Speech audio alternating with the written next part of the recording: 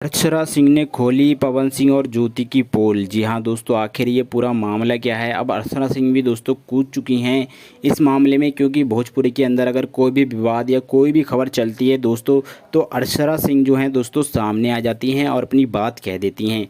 दोस्तों आए दिन भोजपुरी के अंदर कई सारे विवाद चलते रहते हैं दोस्तों। विवाद तो हर इंडस्ट्रीज़ में चलते हैं, जैसे बॉलीवुड है, साउथ, हर जगह दोस्तों विवाद चलते हैं। ऐसा ही दोस्तों भोजपुरी के अंदर होता है। दोस्तों अक्षरा सिंह ने क्या कुछ कहा है ज्योति और पवन सिंह के बारे में, चलिए आपको बताते हैं। लेकिन दोस्तों वीडियो में आगे बढ़ने से पहले आपसे बस एक छोटी सी रिक्वेस्ट है कि वीडियो को लाइक ज़रूर करें और रेड कलर के बटन को दबाकर चैनल को सब्सक्राइब कर घंटी को ज़रूर दबाइए। चलिए दोस्तों बढ़ते हैं खबर की ओर। दोस्तों इस समय एक बड़ी खबर ये भी सोशल मीडिया पर चल रही है कि पवन सिंह की पत्नी से उनका तलाक होने वाला है। वहीं दोस्तों बॉलीवुड के कई सारे स्टार अपना अपना रिएक्शन देते हुए नजर आ रहे हैं।